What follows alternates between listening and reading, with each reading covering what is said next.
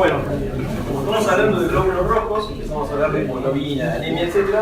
Ahora, básicamente, un ratito tenemos que ver, bueno, cómo y dónde se originan, ¿sí?, las células de la sangre, ¿sí? Porque yo voy a hablar mucho de eritropoyesis, o sea, de glóbulo rojo. Esto vale para el glóbulo blanco y las plaquetas. Esto algo habrán visto en el DPCH, en la Concepción de Información del Ser Humano. La primera, esto es tiempo de vida intrauterina, ¿no? Gestacional, ¿sí? Fíjense que la primera etapa de formación de las células se produce en el saco vitelino, ¿está bien? A esa fase, donde se producen esas células en el saco vitelino, se la llama fase mesoblástica. Aproximadamente, a los 2 meses y medio de edad gestacional, empiezan a formarse las células en el hígado y inmediatamente después en el vaso. A esa fase se la llama fase hepática y fase esplénica. ¿Vamos bien? ¿O no? Sí. A los 6, 7, 8 meses esto declina y alguien tiene que tomar el mando de dónde se va a formar. Vuelve a ser la fábrica de células y obviamente el mando lo va tomando ¿quién? La médula. La médula ósea, ¿sí? Que ya prácticamente al último mes de vida gestacional las células se forman, de la sangre se forman solo en la médula ósea, ¿sí? A esa fase se la llama mieloide. ¿Está eso? ¿Sí? ¿Alguna pregunta hasta acá? Bien, después, obviamente, nosotros vivimos en una fase mieloide, siempre, los adultos, ¿no? Siempre se producen en la médula ósea, ¿está bien? Ahora, todas las médulas óseas de todos los huesos producen células. Hasta los 5 años de edad, todos los huesos producen células de la sangre. ¿Se entiende? Incluso el diploide de la calota craneana produce células de la sangre. Después de eso, no. Como ustedes ven, los huesos largos hasta los 15 a 20 años producen, pero va cayendo notablemente la producción de células. Y en realidad todos los huesos disminuyen a lo largo de los años y de la década la producción de células. Pero obviamente algunos, como las vértebras, el esternón, las costillas y la cresta ilíaca, ¿sí?, siguen produciendo durante prácticamente toda la vida. Entonces, cuando yo tenga que hacer un análisis de la médula ósea, porque creo que el problema está ahí, hacer una punción o una biopsia de la médula ósea, en una persona de 40 años no voy a ir al fémur ni a la tibia.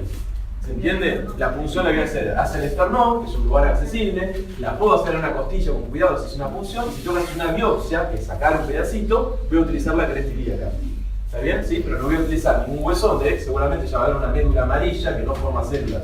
¿Se entiende eso o no? ¿Sí? Bien. Esto es lo mismo de los otros dos gráficos en uno, ¿sí? Fase mesoblástica, hepática, esplénica, mieloblástico, mieloide, y después dentro de esta, que dura toda la vida, vértebra, esternón, costilla, cresta ilíaca. Cuando yo digo que las células se producen en la médula ósea está en qué tipo de hueso? Membranosos. ¿Cómo se llama el hueso? Desde el punto de vista histológico. ¿Esponjoso o trabecular?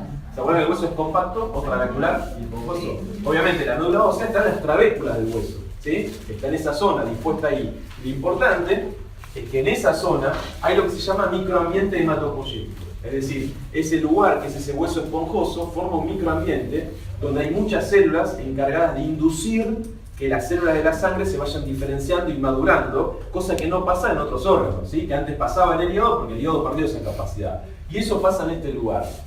Este lugar no está totalmente protegido. Si yo tomo medicación como antibióticos, o uso quimioterapia, o radioterapia, o estoy con una desgracia en un lugar donde hubo una reacción nuclear, ¿sí?, en otros lugares como Japón donde hubo, o Chernobyl en la ex Ucrania, en esos lugares, eso puede afectar este microambiente y matar a todas las células que están acá, entonces tener una aplasia medular, es decir, una destrucción y una falta de producción de células. ¿Se entiende? O sea que esto no está completamente protegido. Por ejemplo, los pacientes que tienen hipertiroidismo, ¿sí?, hay una droga que es el danantisol, que trata el hipertiroidismo, que uno de sus efectos adversos es destruir esto. Entonces los pacientes están muy bien de la tiroides, pero vienen de repente con una infección. ¿Por qué? Porque no hay glóbulo blanco, ni glóbulo rojo, ni nada. ¿Se entiende? ¿Sí? Entonces hay muchas drogas que producen esto. ¿Está hasta acá? ¿Sí? Bien. Ahí viene lo difícil. En la médula ósea hay una célula, ¿sí?, que es la célula madre pluripotencial, ¿sí? Una célula que es la llamada stem cell hematopoyética. Es una célula habitualmente grande, escasa, no es que yo la veo por todos lados. Cuando la veo no es que digo esta es, sino que hay que hacer digamos, estudios moleculares para determinar qué es en la célula. Es una célula que es muy indiferenciada, pero que tiene la capacidad potencial justamente de dar origen a cualquier célula de la sangre. Podría, si quisiera, dar origen a un glóbulo rojo, a un glóbulo blanco, a otro glóbulo blanco o incluso las plaquetas. ¿Me siguen hasta acá? Esa es la célula madre pluripotencial. Hay muchas para la médula ósea. Por supuesto, esta célula en la sangre no la veo. ¿Está bien? Cuando digo no la veo, es que no la cuento porque hay muy pocas. Esto no quiere decir que no aparezca alguna de estas en la sangre. ¿Se entiende? Pero normalmente no la veo y obviamente en un preparado, en un contador normal, no se ve. Esto no lo puedo ver. ¿Sí? Esta célula, en algún momento, esta célula que es pluripotencial, en algún momento, en ese microambiente especial, con células que inducen, ¿sí? Por liberación de interleuquinas, citoquinas, factores estimulantes, empieza a madurar y a diferenciarse. Es decir, se reproduce y en esa reproducción pierde proteínas de superficie y gana otras, ¿se entiende? Y empieza a madurar. En la medida que madura y se diferencia, ahora ya no puede dar origen a todas las células de la sangre. ¿Sí? Entonces, esta célula ahora, que se llama unidad formadora de colonia esclénica, ya no puede dar origen a todas, sino que dará origen o a un glóbulo rojo o a un glóbulo blanco específico o a las plaquetas. Pero ya no puede dar origen, por ejemplo, a los linfocitos. ¿Me siguen hasta acá? Sí, sí. En algún momento esta célula, que son muchas y están ubicadas ahí obviamente, se diferencia justamente por estos factores inductores, madura y empieza a formar o a transformarse en una unidad formadora de colonias eritroides. Una vez que llegó a este estadio, esta célula solo va a poder diferenciarse y generar glóbulos rojos. Ya no va a poder diferenciarse en otra, ¿por qué? Porque las proteínas de superficie que ganó y las que perdió hacen que su inducción y su reproducción se hace al linaje de la serie roja, o sea, los glóbulos rojos. ¿Hasta acá lo entendieron o no? Sí. Llegué hasta acá, unidad formadora de colonia eritroide. Cuando llegué acá, esta célula solo va a dar origen a glóbulos rojos. ¿Está? ¿Sí? Desde acá en adelante, hasta que se forme el glóbulo rojo, ¿sí? Hay una hormona que se llama eritropoyetina, que viene, como dijimos antes, 90% del riñón, 10% del hígado. El principal estímulo para liberar eritropoyetina es la hipoxia tisular. Es decir, cuando cae la presión de oxígeno en los tejidos, el riñón sensa esto, ¿sí? Por unas moléculas específicas y libera eritropoyetina. La eritropoyetina es una hormona, viaja por sangre, llega a la médula ósea, de estos huesos que hablamos antes, y actúa sobre una célula en particular de la médula ósea en minutos a horas. ¿Se entiende? O sea que si yo ahora libero eritropoyetina, ya en minutos está actuando en la médula ósea. Pero la producción de esos glóbulos rojos nuevos recién lo voy a ver a los 5 días. ¿Se entiende? Entonces que si hoy largo eritropoyetina, a las 2 horas tengo más glóbulos rojos. ¿Sí? Tarda un periodo de 3 a 5 días. ¿Por qué? Porque el lugar donde actúa la eritropoyetina es una célula todavía muy inmadura, que necesita pasar por muchos estadios hasta transformarse en glóbulo rojo. ¿Se entendió hasta acá o no? ¿Sí? Esa célula sobre la cual actúa la eritropoyetina se llama proeritroblasto. ¿Sí? Proeritroblasto, que es una forma muy inmadura del glóbulo rojo todavía. Como ven acá, si yo tuviera que dibujar acá, pondría la unidad formadora de colonia eritroide, que en algún momento se diferencia a hemocitoblasto, después a proeritroblasto, que esta es la que tiene receptores para eritropoyetina, después a eritroblasto basófilo, que es donde se empieza a asomar la primera síntesis de hemoglobina, después viene el eritroblasto policromatófilo, que es donde se ve más hemoglobina, y después viene el eritroblasto ortocromatófilo, que es donde claramente está lleno de hemoglobina. Ya acá, en este lugar, fíjense que estamos hablando de 30 horas después de su nacimiento, ¿sí? Es donde empieza a haber una síntesis efectiva de gran cantidad de hemoglobina. ¿Me siguen? Hasta ahí hay mitosis. Obvio, por supuesto. Esto, sí, claro. Después pasa, perdón, a normoblasto, todavía tiene mitosis, ¿sí? Normoblasto, y el normoblasto, ¿sí? Pierde el núcleo. ¿Vamos bien? Ahí todavía no está la sangre. No, todo esto es médula ósea. Acá pierde el núcleo, queda dentro de la médula ósea, y se transforma en un reticulocito. ¿Me siguen? Sí. La mayor parte de reticulocitos está en la médula ósea. En la sangre hay 0,2 a 2% de reticulocitos nada más. ¿Se entiende? ¿Qué le falta al reticulocito para transformarse en glóbulo rojo maduro? Perder los mitocondrios y los ribosomas. Cuando pierde eso, ya perdió el núcleo antes. Cuando el reticulocito, que ya no tiene núcleo, pierde el mitocondrio y ribosoma, se ha transformado en un glóbulo rojo bicóncavo maduro con capacidad máxima para transportar oxígeno. ¿Se entiende? Esto va a circular en la sangre y en algún momento, viejito, senescente, esas proteínas ya no funcionan, va a pasar por el vaso, la médula ósea y se desmayó y murió. Todo esto 120 días. Está más o menos esto, ¿sí? Para recordar de todo esto, el lugar donde actúa la eritropoyetina fundamentalmente proeritroblasto. ¿Dónde veo máxima cantidad de hemoglobina? Acá, en el ortocromatófilo, aunque el policromatófilo tiene algo de hemoglobina. Cuando yo pierdo el núcleo, ya no puedo sintetizar nada, porque no tengo ADN ni ARN. Entonces acá no hay posibilidad ni en el reticulocito ni en el glóbulo rojo de formar hemoglobina. ¿Se entiende? Porque no tengo la maquinaria. Por lo tanto, estas dos células yo no le puedo exigir que hagan más hemoglobina, no van a poder hacer. La que tienen es con la que salen. ¿Sí? ¿Se entendió esto o no? Proeritroblasto, ¿sí? Todavía no tiene hemoglobina. ¿Está bien? Pero en las células se acuerdan que donde actúa la eritropoyetina. ¿Está bien? Y después, a medida que me voy yendo al policromático o al ortocromático, esta línea gruesa hace que uno entienda que ahí es donde se fabrica mucha hemoglobina. ¿Sí? Prácticamente toda la hemoglobina que va a tener se fabrica acá. Cuando esta célula después, el normoblasto, pierde el núcleo, se transforma en reticulocito. Y el reticulocito, ¿sí? La médula ósea, pierde los ribosomas y las mitocondrias, se transforma en glóbulos rojos maduros. De todo esto, ¿qué es lo que encuentro en la sangre seguro? Glóbulos rojos y reticulocitos 0,2 a 2%. ¿Se entiende eso o no? ¿Sí? Ahí está la eritropoyetina de nuevo, hay otras sustancias que participan, no importa, obviamente hay factores estimulantes, los factores estimulantes sí lo vamos a ver en glóbulos blancos, que se usan en medicina, pero en glóbulos rojos la eritropoyetina. ¿Hasta acá preguntas? No. Ahora después explicamos para qué servían los reticulocitos, ¿sí? ¿Para qué tengo reticulocitos en la sangre? Dijimos que la eritropoyetina ayuda a la maduración del glóbulo rojo y actúa en una célula llamada proeritroblasto, favoreciendo la maduración, ¿está bien? Pero para que maduren completamente los eritrocitos, yo necesito otras tres sustancias, que son el hierro, la vitamina B12, que se llama cobalamina también, o cianocobalamina, y el ácido fólico o folato. Estas son las tres que ustedes tienen que estudiar. ¿Me siguen? El seminario que viene, ustedes van a retomar lo que yo estoy dando con anemia y les van a dar metabolismo de esto, de esto y de esto. ¿Sí? Ese es el seminario que viene. Entonces, empiezo. ¿Para qué sirve la vitamina B12 y el ácido fólico? Es decir, ¿cómo trabajan en el glóbulo rojo? Bueno, básicamente la B12 y el ácido fólico permiten la duplicación del ADN, ¿sí? Y la replicación celular. No participan en la transcripción del ARN ni en los ribosomas, pero sí en la primera fase que es la síntesis de ADN. Si yo no tengo vitamina B12 ni ácido fólico, la duplicación del ADN, ¿me siguen? Se hace anómalamente, no se hace correctamente, y las células hijas que quedan en esa reproducción quedan de un tamaño gigante, con un núcleo gigante, ¿se entiende? Con un ADN que no se ha duplicado correctamente. ¿Me siguen hasta acá? Sí. A esa célula grande que se generó como consecuencia de la falta de B12 ácido fólico se lo llama macrocito, que significa célula grande. ¿Se entiende?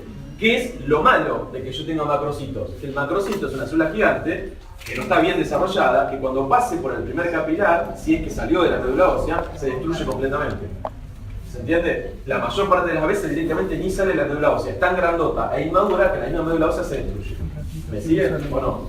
Entonces yo puedo tener vitamina B12 y ácido fólico, se va a formar un glóbulo rojo, ¿sí? Pero más grande de lo normal, que va a terminar destruyéndose o en la médula ósea o en los tejidos periféricos, y a eso se lo llama eritropoyesis ineficaz. Es decir, hubo eritropoyesis, sí, el glóbulo rojo está, pero es tan grande y es tan frágil que se destruye, por lo tanto es ineficaz para su formación, para transportar oxígeno y hemoglobina. ¿Me siguen hasta acá o no? Sí, sí. Cuando se rompen los glóbulos rojos, ¿a eso cómo se lo llama? Pues la palabra hemólisis. O sea, hemólisis significa lisis, destrucción del glóbulo rojo. ¿Está bien? Hemólisis.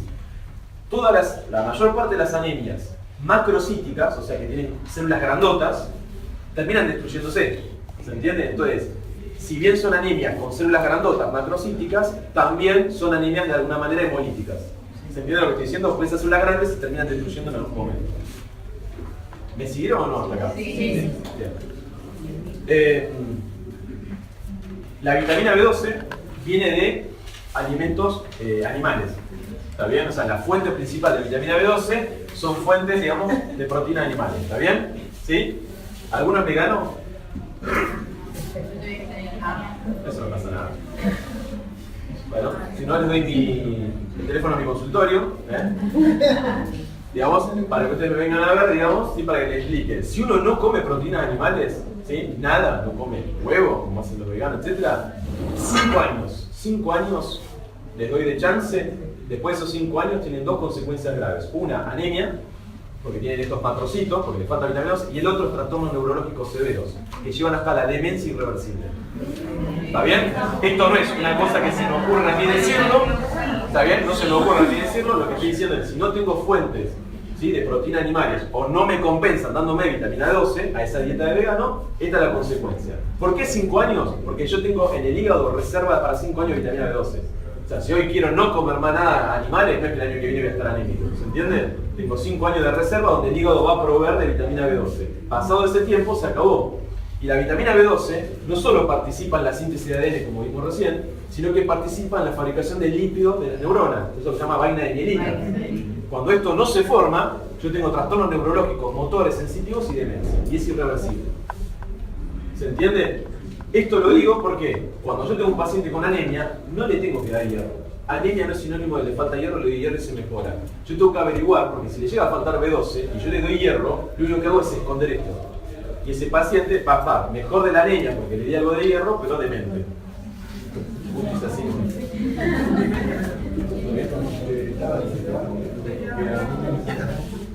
¿Se entiende lo que estoy diciendo o no? Sí, por ahora, en la clase que viene van a ver metabolismo de esto, donde se absorbe, cómo es, qué necesita para absorberse, etc. Pero esto es lo único de acá quiero que se lleve. ¿Puede ser? Ácido fólico, ¿dónde está? Al revés, más en los vegetales. Pero si yo a todo esto que ustedes ven acá lo pongo en una cacerola y lo cocino, el 95% del ácido fólico se murió. ¿Está bien? Entonces tengo que comer vegetales, entre comillas, crudos. ¿Se entiende esto hasta acá? La reserva en el hígado de ácido fólico es mucho menor, no aguanta 5 años, 6 meses, 1 año. ¿Está bien? Entonces acá no tengo una reserva importante. Y el ácido fólico, aparte de participar en la síntesis de ADN, como vimos recién, ¿en qué participa? En el cierre del embrión. ¿Sí? Por eso le damos ácido fólico a aquellas que quieren quedar embarazadas o durante los primeros meses de embarazo, durante el embarazo, para prevenir el defecto en el cierre del tubo neuronal. ¿Está hasta acá? ¿Sí? La clase que viene van a ver cómo es el metabolismo del hierro, del ácido fólico y la B12 en toda su magnitud, ¿sí? Donde aparece, lo que se absorbe, etc. Habíamos hablado de los reticulocitos, ¿no? Yo le había dicho, ahora vemos para qué sirve eso. ¿Cuál era el valor normal de reticulocitos? 0,2 a 2% en la sangre, ¿no? En la médula ósea tengo más. ¿Son células que tienen núcleo? No tienen núcleo. Lo que tiene es mitocondria y ribosoma, ¿está bien? Y cuando los pierdas se transforman en un glóbulo rojo, maduro, un eritrocito, ¿está bien? Esta es la proporción. ¿Para qué sirve en la práctica diaria saber los reticulocitos? Si yo tengo una anemia, ¿sí? ¿Qué era anemia? ¿Está disminuida? Hemoglobina. Está disminuida la hemoglobina. Si a mí me falta vitamina B12, eso no es anemia. ¿Sí? Es una disminución de la hemoglobina. ¿Vamos bien? Eso es anemia. Si yo tengo una anemia, y los reticulocitos en la sangre están altos, ¿sí? O sea, hay un valor mayor a este, significa que la médula ósea está funcionando. ¿Se entiende? La médula ósea está produciendo y como falta glóbulo rojo, falta hemoglobina, ¿sí? ¿Qué hace la médula ósea simplemente? Empieza a liberar todo lo que tiene y dentro de eso que libera algo que es inmaduro todavía en mayor cantidad, que es el reticulocito. ¿Me siguen o no? Sí. A todas las anemias en las cuales yo tengo reticulocitos de normales a altos, se las llama anemias regenerativas. Es decir, lo que están diciendo es, está anémico pero la médula ósea funciona. ¿Se entiende lo que estoy diciendo o no? ¿Sí? Por ejemplo, si yo ahora, ustedes me clavan el cuchillazo del otro lado, pierdo 2 litros de sangre, ¿está bien? Es obvio que voy a estar anémico. ¿Me siguen o no? Pero la médula ósea funciona bien. Entonces, ¿qué hace ante la pérdida de sangre de la médula ósea? Manda todo lo que tiene, todos los glóbulos rojos que tenía ahí, e incluso los inmaduros que son los reticulocitos. Entonces, ¿cómo van a estar los reticulocitos en la sangre? Alto. ¿Qué indica eso? Que la médula funciona. Esos reticulocitos no transportan oxígeno, ¿se entiende? Son ineficaces para transportar oxígeno, pero lo que significa que la médula ósea ha podido madurar y llegar hasta ahí. ¿Se entendió o no? Sí. Si yo tengo una anemia donde no tengo reticulocitos en la sangre, lo que está indicando que el problema está en la médula ósea. Yo estoy anémico porque algo le pasó a la médula ósea que hace que no se produzca ese glóbulo rojo maduro, por lo tanto tampoco hay reticulocitos. A esa anemia, donde los reticulocitos están bajos o ausentes, se la llama anemias arregenerativas. ¿Se entiende? O sea, el problema está ahí adentro, en la médula ósea. ¿Me siguen o no? Sí. Por ejemplo, si a mí me falta hierro, o ácido fólico, o vitamina B12, o los tres juntos, 2 de ellos, o uno de ellos, se detiene la maduración del glóbulo rojo. ¿Se entiende? Porque era lo que necesitaba el glóbulo rojo para madurar. Si se detiene la maduración, ¿cómo van a estar los reticulocitos en la sangre? Bajos, porque si no se forman, van a estar bajos en la sangre. A esa anemia se la llama arregenerativa. ¿Se entiende? ¿Qué va a pasar cuando yo le entregue hierro? Cuando yo diga, a usted le falta hierro y le dé hierro. ¿Qué va a hacer la médula ósea? agarra todo ese hierro que le estoy dando, empieza a madurar al glóbulo rojo y ¿qué empieza a alargar a la sangre rápidamente? Reticulocito y glóbulos rojos. ¿Me siguen o no? Entonces fíjense, las anemias arregenerativas son aquellas en que se detuvo la maduración en la médula ósea. ¿Vamos bien? Pero cuando yo haga el tratamiento correcto, si es correcto el tratamiento, la médula ósea va a captar eso que le faltaba, va a madurar rápidamente hasta reticulocito y glóbulo rojo y lo va a alargar a la sangre. Entonces, mi mejor muestra de que mi tratamiento fue el correcto y que la médula ósea funciona es que a los 10-15 días de empezar el tratamiento, los reticulocitos que antes eran 0, ahora sean 10%. ¿Se entiende o no? Sí. Por eso, a alguien que tiene una anemia por déficit de hierro, de ácido fólico, vitamina B12, no es que le damos el tratamiento hoy y mañana le sacamos sangre. Porque mañana no voy a ver que de la anemia pasó a tener glóbulos rojos normales. Va a llevar 1 mes, 2 meses, incluso para llenar depósitos 5 meses ese tiempo. Pero lo que sí puedo hacer a los 10 días, 15 días, es tomar una muestra de sangre y ver los reticulocitos. Si los reticulocitos aumentaron, quiere decir que la médula ósea funciona gracias a lo que estoy dando de tratamiento que lo logro. ¿Se entiende o no? Si alguien vino y yo dije está anémico, le falta hierro, le voy a dar hierro, y a los 15-20 días no aumentaron los reticulocitos, es que a la médula ósea por ahí le faltaba hierro, pero hay algo más que le pasa. Entonces eso me tiene que preocupar y ver qué es lo que le está pasando. ¿Se entiende o no eso? ¿Sí? ¿Preguntas acá? No.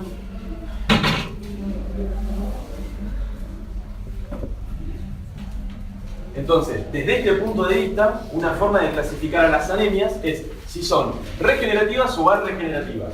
¿Según qué? Según los reticulocitos en la sangre. ¿Se entiende? Si la anemia tiene altos los reticulocitos en la sangre, significa que hay formación de células en la médula ósea, por lo tanto son regenerativas, se están regenerando. ¿Se entiende o no? Sí. Si yo tengo una anemia con reticulocitos disminuidos, significa que no hay maduración en la médula ósea, por lo tanto es una anemia arregenerativa. ¿Me siguen? Ejemplo de anemias regenerativas son la hemólisis y la hemorragia, lo que dijimos recién. Si yo pierdo 2 litros de sangre estoy anémico, pero mi médula ósea funciona, entonces va a alargar millones de glóbulos rojos y reticulocitos que tiene. Entonces voy a tener reticulocitos altos. Si yo tengo una hemólisis ahora aguda, ¿sí? Por algún mecanismo, por alguna droga que me dieron, por paludismo, por lo que fuera, ahora aguda, se destruyen los glóbulos rojos y la médula ósea ¿qué hace? Empieza a alargar glóbulos rojos y los reticulocitos que tiene. Entonces en la sangre van a aparecer altos y eso es señal de que está funcionando. ¿Se entiende hasta acá? Si a mí yo tengo una anemia, pero los reticulocitos están bajos en la sangre, hay algo que pasó en la médula ósea que no hace que se formen reticulocitos y que no se liberen. Eso puede ser una insuficiencia en la médula ósea, que se llama aplasia medular, digamos, hay algo que ha provocado esto, o una invasión de la médula ósea por tumores, ¿sí? O que me falta hierro, ácido fólico y B12, que son las causas más frecuentes de anemias arregenerativas. ¿Se entiende? Como no tiene hierro la médula ósea, o no tiene B12, o no tiene ácido fólico, no maduran y por lo tanto los reticulocitos en la sangre no aparecen. Dos cosas muy aburridas. ¿Esto les pareció aburrido? Dos cosas un poco aburridas pero correctas. Hay algo que se llama eritrosedimentación, o sea que yo lo puedo solicitar. Eritrosedimentación, que también se llama velocidad de sedimentación globular. ¿Sí? En nuestra época, cuando uno pedía una eritrosedimentación y venía alta, uno se ponía el cartel de acá de la NASA. Eritrosedimentación alta, acá hay un proceso y hablaba. La verdad es que con el tiempo perdió su valor y hoy vemos que hay enfermedades muy graves, donde la eritrosedimentación es normal y enfermedades, digamos, o nada, pacientes sanos que tienen una eritro ligeramente alta y que nunca descubrimos la causa y no pasa nada, no se va a morir de eso ni de nada. ¿Se entiende? Con lo que quiero decir es que yo le voy a explicar qué es, pero su valor no es el mismo que tenía hace 20 años y solo sirve para algunas patologías específicamente. ¿De qué habla la eritrosedimentación? De proceso inflamatorio. Tener una eritrosedimentación, ¿sí?, aumentada o acelerada habla solamente de que hay un proceso inflamatorio. No dice el diagnóstico. No sabemos si es inflamación porque me golpeé el dedo porque tengo una enfermedad terminal. ¿Se entiende? ¿Sí? Nada más que eso. ¿Qué es? Es esto amarillo que mirá, ¿sí? Es medir la velocidad con la que caen, con la que decantan, ¿sí?, los glóbulos rojos en una muestra de plasma sanguíneo en una hora. ¿Sí? O sea, yo centrifugo relé, me pongo a mirar, ¿sí?, y veo que empiezan a caer, obviamente, ¿sí?, y lo mido en una hora. ¿Qué mido? Los milímetros, la columna de milímetros de glóbulo rojo. Sin centrifugar. No, sin centrifugar. Sí, pues si no me quedo sin centrifugar. ¿Me siguen? Lo que estoy viendo es la columna de glóbulos rojos que cayó en una hora, se mide en una hora. ¿Está bien? El valor normal es, en varones adultos, 2 a 12 milímetros en la primera hora y en las mujeres 5 a 15 milímetros en la primera hora. ¿Se entiende? Yo voy a decir que la eritrosedimentación está acelerada o aumentada cuando tengo 20, 30, 40, etc. Un número de valor mayor a esto. ¿De qué depende? ¿Por qué se alimentan los glóbulos rojos? Fundamentalmente por lo que está acá, que es el fibrinógeno plasmático. ¿Sí? El fibrinógeno, ¿se acuerdan qué es? Es una proteína, se ha derivado que tenía dos funciones. ¿Se acuerdan? Era, si se lesionaba el endotelio, se transformaba en fibrina y formaba un coágulo, que después lo vamos a ver en la quinta clase. Y la otra función era que el fibrinógeno, inactivo, permitía el agrupamiento de los glóbulos rojos por sus cargas y eso provoca esto, el decantamiento. Entonces, la eritrosedimentación es directamente proporcional a la concentración de fibrinógeno. ¿Qué quiero decir? Cuanto más fibrinógeno, más rápido caen los glóbulos rojos, más rápido se sedimentan. ¿Me siguen? Si yo tengo una enfermedad hepática donde no formo proteínas, por lo tanto no tengo fibrinógeno, no voy a tener una eritrosedimentación muy acelerada. Sin embargo, puedo tener una enfermedad hepática grave. ¿Se entiende a lo que voy? ¿Sí? Entonces, lo importante que recuerden es que es directamente proporcional a la concentración de fibrinógeno. Eso es lo que se tiene que llevar de acá. Y lo segundo es que, ¿cuándo aumenta el fibrinógeno? En cualquier proceso inflamatorio, porque es lo que se llama un reactante de fase aguda. Es decir, yo tengo un proceso inflamatorio en algún organismo y enseguida el fibrinógeno aumenta en la sangre, igual que las plaquetas y otros reactantes. ¿Sí? Entonces, en cualquier proceso inflamatorio yo voy a tener fibrinógeno alto. Y si tengo el fibrinógeno alto, ¿qué le pasa a la eritrosedimentación? Se aumenta. Por eso digo que la eritrosedimentación dice, si está alta, el paciente tiene un proceso inflamatorio, pero no hace diagnóstico de dónde ni de qué. ¿Se entiende o no esto? Salvo en alguna enfermedad reumatológica, donde si el valor supera un valor, ahí sí tiene un valor y un contexto. Después lo único que habla es de inflamación y actividad, nada más que eso. No me dice localización ni gravedad. ¿Se entiende esto o no hasta acá? ¿Sí? Y el otro tema que dije aburrido y cortito es viscosidad de la sangre. Algo hablamos porque dijimos que, ¿se acuerdan cuando dijimos? Tener un hematocrito alto, ¿bueno? No, tener 10 millones de glóbulos rojos por todos lados no es bueno, porque eso provoca un aumento de la viscosidad sanguínea y provoca un enlentecimiento de la circulación, hace trabajar más al corazón y ese enlentecimiento provoca trombos en la circulación, llevando a los infartos en todos los territorios. Entonces, lo que usted tiene que saber básicamente es esto. Cuando uno estudiaba, ¿sí?, en fisiología al comienzo de los tiempos, en la prehistoria, lo que se usaba era tubos de vidrio y el líquido era agua. ¿Se entiende? El agua es un líquido que se llama ideal. ¿Por qué ideal? No tiene célula, no tiene proteína, no tiene albúmina, no tiene factor de la coagulación, no tiene nada, ¿está bien? Entonces tomamos que el agua tiene una viscosidad de 1. ¿Sí? La unidad con la que se mide la viscosidad es el centicuadro. ¿Sí? La sigla es CP, centicuadro. O sea que el agua tiene una viscosidad de 1. ¿Vamos bien? Todos los demás líquidos los medimos relativamente al agua. Nuestra sangre, como contiene células, contiene proteínas, factores de la coagulación, hormonas, etc., tiene una viscosidad más alta que el agua. ¿Cuántas veces más alta? Entre 3 y 4 veces. La viscosidad de la sangre es de 3 a 4 centicuadros. Eso significa que es 3 o 4 veces más viscosa que el agua. ¿Se entiende esto o no? Esto es lo normal. Si yo aumento los glóbulos rojos, ¿qué va a pasar? La viscosidad aumenta. O si tengo una leucemia, donde en vez de tener 10.000 glóbulos rojos, tengo 100.000 por milímetro cúbico, eso me va a provocar un aumento de la viscosidad. De nuevo, se enlentece el flujo circulatorio, más trabajo cardíaco, más trombosis y infartos en los territorios. ¿Está bien? Entonces, no está bueno, digamos, ni la anemia ni tener una poliglobulia severa. ¿Sí? Las dos cosas condicionales. ¿Se entendió más o menos? Bien. Ahora, ¿cómo definimos anemia? Por hemoglobina, la disminución de la hemoglobina. Disminución de la hemoglobina. Por debajo de 13, 12, 11, ¿no? Sí. Bien. Viene un paciente y nos cuenta, nosotros lo vemos pálido, ¿sí? Nos cuenta que tiene dolor de cabeza, que se cansa, se fatiga. La verdad es que parece un síntoma, un síndrome anémico. Tiene todos los síntomas de que le falta el transporte de oxígeno, ¿sí? Para corroborarlo le tenemos que pedir un hemograma. Y dentro del hemograma nos va a venir la hemoglobina. Nos fijamos en la hemoglobina y le decimos, tiene anemia. ¿Qué espera el paciente que le digamos ahora? Decime qué hago. ¿Sí? Porque si yo estoy pálido, estoy cansado, digamos, mi abuela sabe que puede ser anemia. ¿Está bien? No sé, con un doctor, digamos. Ahora lo que quiero que me diga es que si pálido y dame el tratamiento de esto. ¿Cómo hago? Entonces, cuando yo llego al diagnóstico de anemia, lo primero que tengo que hacer ahora no es tratar, es caracterizar o tipificar la anemia. Es decir, tratar de acercar el diagnóstico de cuál es la causa de esa anemia. A eso se lo llama caracterizar o tipificar una anemia. Y para caracterizar el tipo de anemia, yo voy a usar algo que se llama índices hematimétricos. O sea que los índices hematimétricos son unas cuentitas matemáticas, de las cuales hay 4, pero nosotros vamos a usar 2, y de esas 2 una, básicamente, ¿sí? Que nos van a servir para el paciente no solo decir usted es anémico, sino es probable que sea este tipo de anemia. ¿Me siguen hasta acá? Bien. Uno de los índices hematimétricos es el volumen corpuscular medio. ¿Sí? Uno de los índices hematimétricos es el volumen corpuscular medio. ¿Cómo se define? Como su nombre indica, es el volumen promedio de un corpúsculo, de un glóbulo rojo. ¿Se entiende? Yo quiero medir el volumen que tiene el glóbulo rojo. ¿Cómo se hace la cuenta del volumen corpuscular medio? Tomo el hematocrito del paciente, lo multiplico por 100 y después lo divido por las 2 cifras iniciales del recuento de glóbulos rojos. ¿Me siguen? Esta fórmula está en los libros, ¿vamos bien? Pero en los libros, ¿qué dice? Eso lo van a leer. Dice que es hematocrito por 10 dividido el recuento de glóbulos rojos. ¿Me siguen?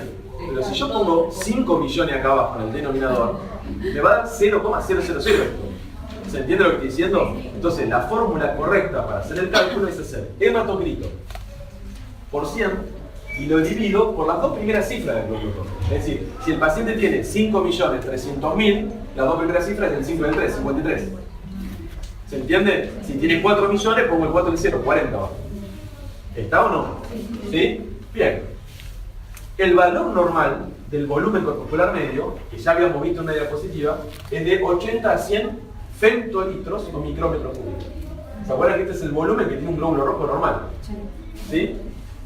Si cuando el paciente viene y yo le digo, usted está anémico porque la hemoglobina está baja, le hago este cálculo y me da que está entre 80 y 100, le digo, usted tiene una anemia normocítica. ¿Se entiende o no esto? ¿Sí? Ahora le muestro un ejemplo. Si yo viene un paciente con anemia, hago este cálculo y me da menos de 80, le digo, usted tiene una anemia microcítica, quiere decir que el volumen del glóbulo rojo es chiquito. Y si yo al paciente con anemia le hago el cálculo y me da más de 100, eso se llama anemia macrocítica, porque el volumen es grande, es una célula grande, macrocítica. ¿Se entendió esto o no hasta acá? ¿Sí? Entonces, yo ya sé que el paciente está anémico por la hemoglobina, ahora le tengo que decir, ¿para qué lado agarro? Para eso hago un índice hematimétrico primero, que es este, el volumen corpuscular medio. ¿Qué necesito para hacer el cálculo? El hematocrito del paciente, no el que se me ocurre a mí, ¿no? De la muestra de sangre del paciente, el hematocrito del paciente y la cifra del glóbulo rojo, el recuento del glóbulo rojo, ¿sí? Hago esta cuenta y me va a dar un número. Si me da entre 80 y 100, el volumen es el normal. Entonces digo, esta anemia es normocítica. Lo que me está diciendo es que el paciente, la hemoglobina está baja, por eso está anémico, pero el volumen del glóbulo rojo es normal. ¿Qué es lo que me está diciendo? Si me da un menos de 80, lo que me está diciendo, usted tiene menos hemoglobina, pero el glóbulo rojo encima es chiquito. Es una anemia microcítica. ¿Me siguen? Sí. Y si me da más de 100, el paciente tiene anemia porque la hemoglobina está baja, pero su glóbulo rojo es gigante. O sea, tiene un glóbulo rojo de este tamaño con poca hemoglobina dentro. Es más rápido que el reticulocito, porque el reticulocito tiene que hacer una función especial. En cambio, esto, bueno, hematocrito y glóbulo rojo ya caracteriza la anemia y sirve mejor como primer paso. ¿Sí? Entonces, aparte, fíjense esto, digo, porque ahora me hace ahora por ahí, digo, yo necesito pedirle después de la anemia una segunda muestra de sangre, porque en el hemograma que ya le pedí, ya tengo el hematocrito y el glóbulo rojo, ¿se entiende? Porque yo puedo pedirle al laboratorio, haceme bolos en ese hematocrito y me los da. ¿Está bien? Pero yo ya sé que no le tengo que volver a sacar sangre al paciente. Viene la anemia, agarra el hematocrito y las 2 primeras cifras del glóbulo rojo, el otro ya está, ya tengo que recuperar. ¿Se entendió hasta acá o no? Ejemplo. Laura, mujer, 25 años, tiene un hematocrito de 28%. ¿Eso es normal? No. Hemoglobina de 9 gramos por ciento. No. Y un recuento de glóbulo rojo de 3 millones por milímetro. Bien, lo primero, que es así como lo vamos a tomar en el laboratorio de morfofisio, que en este caso, y la primera pregunta que va a aparecer es, ¿qué la anemia justifique? ¿Sí o no? Sí. Sí, justifique. Disminución de la hemoglobina en sangre. Bien, ustedes dicen, tiene anemia, porque me fijé que de todo esto la hemoglobina es lo que está abajo. Yo defino anemia como la disminución de la hemoglobina, que generalmente se acompaña de esto y de esto también bajo, pero no siempre, yo no lo sé. ¿Vamos bien hasta acá? Bien, ahora que tengo que hacer, tipificar. volumen corpuscular medio. Era hematocrito, que es 28, por 100 dividido 30. Sí. Pues son las dos primeras cifras. Sí. Me dio 93 femtolitros. ¿Esto qué es? Macrocito. ¿Cómo se llama esa niña? Normocito. ¿Estamos hasta acá? Bien. El paciente me va a agarrar y me va a decir, está todo bien. ¿Qué hago con la niña normocítica? Entonces, en mi cabeza, ya tengo que pensar en esto. Si yo tengo una niña normocítica, tengo que pensar en hemólisis aguda, hemorragias agudas, sangrado agudo, hemorragias agudas, algunas enfermedades crónicas, o un trastorno de enfermedades crónicas, o la insuficiencia renal crónica. ¿Se entiende? Si ustedes se fijan, yo no estoy pensando que le falta hierro, ácido fólico o B12. Estoy pensando que o está haciendo una hemólisis aguda, o tiene una hemorragia aguda, o tiene una insuficiencia renal crónica, o sea, no tiene eritropoyetina, ¿se entiende? Por lo tanto, eso es lo que le ocurre. O tiene alguna enfermedad crónica que hace que tenga hemoglobina, pero no cargue completamente bien el hierro o el oxígeno. ¿Me siguen? Sí. Tiene anemia, porque la hemoglobina está baja, pero el volumen del glóbulo rojo es normal. Ya con esto, no tengo que andar diciendo, bueno, ahora le voy a pedir hierro, ácido fólico, B2, endoscopía de acá. Tengo que pensar estas 4 cosas fundamentalmente. ¿Se entendió o no esto? ¿Sí? ¿Por qué una hemorragia da una anemia normocítica? Porque si yo pierdo 2 litros de sangre, estoy anémico y es normocítica. Porque no afecta la Yo pierdo 2 litros de sangre, me quedan 3 litros de sangre, ¿está bien? Y el tamaño del glóbulo rojo sigue siendo el mismo que tengo adentro. ¿Se entiende? Entonces, es una anemia normocítica. Diferente si es una hemorragia crónica. Es otra cosa. Esto es hemorragia aguda. Si a mí se me rompen ahora, hago una hemólisis, ¿sí? Que yo adquiero paludismo, hago una hemólisis de millones de glóbulos rojos, ¿está bien? En este momento, ¿qué voy a tener? Una anemia normocítica, porque el resto de los glóbulos rojos que no están afectados por ese paludismo van a ser de tamaño normal. ¿Se entendió esto o no? Sí. Ahora, si cuando yo hago el cálculo, esa anemia me dio macrocítica, o sea, me dio más de 100, ahí lo primero que tengo que pensar, si es macrocitos, es que hay un defecto, un déficit de vitamina B12 o ácido fólico o ambas. Porque se acuerdan que habíamos visto que si me falta B12 o ácido fólico, se altera la duplicación del ADN, la replicación celular, y por lo tanto me quedan células grandotas llamadas macrocitos que son ineficaces. Después se van a terminar destruyendo probablemente o en la médula ósea o en la circulación. Pero las células que salen son gigantes. ¿Se entiende lo que estoy diciendo? Sí. Entonces, eso es anemia macrocítica. ¿Hay otras causas? Sí, el hipotiroidismo, enfermedades cardíacas, todas. Pero las dos cosas que yo tengo que pensar primero, si el cálculo me dio más de 100, es déficit de B12 o ácido fólico. O sea, al paciente ya no le voy a pedir hierro, ¿se entiende? No voy a pensar, no, lo que voy a decir es, ahora necesito que ustedes hagan una análisis de sangre con dosaje de vitamina B12 y ácido fólico. OH. El alcoholismo sí está acá. Alcoholismo. El alcoholismo tiene 2 causas, puede darlo directamente o porque afecta la absorción de esta sustancia, especialmente el ácido fólico, o compite con el ácido fólico en el hígado. El alcoholismo es muy frecuente y es verdad, es otra de las causas que hay que pensar, ¿no? Que puede estar asociada o no a esta sustancia o separada. Y entonces los reticulocitos, ¿cuándo se piden en este momento? ¿Sirven para...? Hasta acá, vos lo que tenés que saber es, eso es otra cosa. Vamos bien hasta acá. Esto es para caracterizar la anemia. ¿Está bien? Si me da menos de 80, a esa anemia se llama microcítica. ¿Está bien? Hay 4 causas, básicamente, pero sin lugar a duda la causa más frecuente de anemia en el mundo es una anemia microcítica, que es la anemia ferropénica, o sea, el déficit de hierro. ¿Se entiende? Entonces, yo tengo una anemia microcítica, donde el glóbulo rojo es chiquitito, no le tengo que pedir dosaje de B12 o ácido fólico, porque si le faltara eso, el glóbulo rojo sería grande, sería macrocítico. Acá tengo que pensar, primera causa, déficit de hierro. ¿Se entiende? Y a su vez, si yo pienso en déficit de hierro, que es la causa más frecuente, después veo epidemiológicamente. Si viene una chica que tiene ciclos sexuales normales, digamos, y que me dice, la verdad que yo menstruo 5 o 6 días y muy abundante en las menstruaciones, ahí está perdiendo el hierro. No le voy a pedir endoscopía. ¿Se entiende lo que estoy diciendo? ¿Sí? No tengo que hacer muchos estudios, ¿sí? Salvo que vea alguna otra cosa. Si viene un varón, 60, 70 años, ¿sí? Y tiene una anemia microcítica, si está perdiendo hierro por algún lado, bueno, ahí pienso que puede tener algo en el colon por el cual esté perdiendo por ahí. ¿Se entiende? Ahí pongo más atención en esas cosas, epidemiológicamente. ¿Se entiende o no? ¿Sí? Pero lo que no voy a hacer es empezar a pedir millones de cosas que tengan que ver con otro tipo de anemia, esa situación. Y esto es una forma. ¿Esto se entendió o no? Las otras causas de anemia microcítica, porque hay 4, la más frecuente es la anemia ferropénica, por déficit de hierro. Después la segunda frecuencia es la talasemia. ¿Sí? La talasemia es una enfermedad llamada a veces enfermedad del Mediterráneo, que es muy frecuente en los descendientes de la cuenca del Mediterráneo, ¿sí? En donde hay un defecto en la síntesis de la cadena alfa o beta de la hemoglobina. Cuando eso es homocigota, digamos, y se da en el bebé y es grave, el bebé suele morirse, no tiene solución. Pero en general la mayor parte de las talasemias son talasemias menores, donde el paciente vive anémico toda la vida, no necesita nada, no necesita hierro, nada, ¿está bien? Va a vivir y va a hacer una vida completamente normal, ¿está bien? La tercera causa son las enfermedades crónicas, que pueden provocar un trastorno, digamos, en la coaptación del hierro. O sea, el hierro está en la médula ósea, pero el glóbulo rojo no lo incorpora.